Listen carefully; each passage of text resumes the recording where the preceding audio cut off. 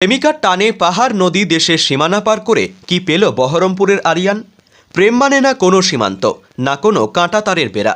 বিভিন্ন সিনেমায় বহুবার শোনা এই হিট ডায়লগগুলোর বাস্তব সত্যতা পরখ করতে গিয়ে চরম বিপদে পড়লেন মুর্শিদাবাদ জেলার বহরমপুর শহরের বছর 19-এর এক যুবক। বাংলাদেশি প্রেমিকার টানে অবৈধভাবে ভারত বাংলাদেশ সীমান্ত পার করে মোহাম্মদ ইউনূস সরকারের পুলিশের হাতে গ্রেপ্তার হয়ে জেলে ঠাঁই হয়েছে বহরমপুরের বিটি কলেজ রোড লাগোয়া এলাকার বাসিন্দা আরিয়ান মির্জা নামে এক যুবকের। ওই যুবকের পরিবার সূত্রে জানা গিয়েছে, বন্ধুদের সঙ্গে মেঘালয় বেড়াতে যাওয়ার নাম করে গত 27 জুন সন্ধে নাগাদ বাড়ি থেকে বেরিয়ে যান আরিয়ান।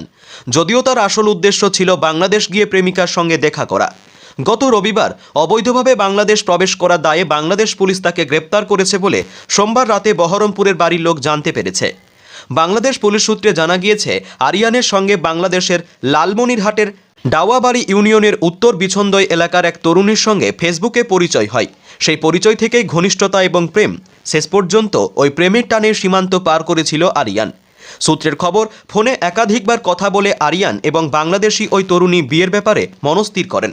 সে মতো লালমনিরহাটের বাড়িতে হাজির হয়ে যায় আরিয়ান। সম্পূর্ণ অপরিচিত আরিয়ানকে বাংলাদেশের গ্রামে দেখে হইচই পড়ে যায় এলাকায়।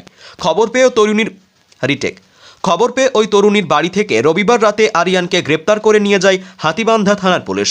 আরিয়ানের গ্রেপ্তারির খবর জানতে পেরে ছেলেকে ফিরিয়ে আনার আবেদন জানিয়ে তার মা আয়েশা মির্জা সোমবার রাতে বহরমপুর থানার ভারপ্রাপ্ত আধিকারিকের দ্বারস্থ হন। আয়েশা মির্জা বলেন, 29 জুন বিকেল নাগাদ আমার ছেলের সঙ্গে শেষবারের মতো কথা হয়েছে। ভয়েস মেসেজ করে আরিয়ান জানিয়েছিল মেঘালয় ঘুরতে গিয়েছে। পরে জানতে পারি আমার ছেলে বাংলাদেশের পুলিশের হাতে গ্রেপ্তার হয়েছে। তিনি বলেন, ছেলের গ্রেপ্তারির পর আমরা জেনেছি একটি সমাজ মাধ্যমে বাংলাদেশের এক তরুণীর সঙ্গে আমার ছেলের পরিচয় হয় এবং তাদের মধ্যে প্রেমের সম্পর্ক গড়ে ওঠে।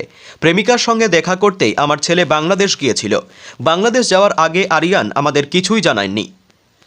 তিনি বলেন, আমি চাই আমার ছেলে দ্রুত দেশে ফিরে আসুক। ইতিমধ্যে আমরা বহরমপুর থানায় নথি দিয়ে সমস্ত বিষয়টি জানিয়েছি।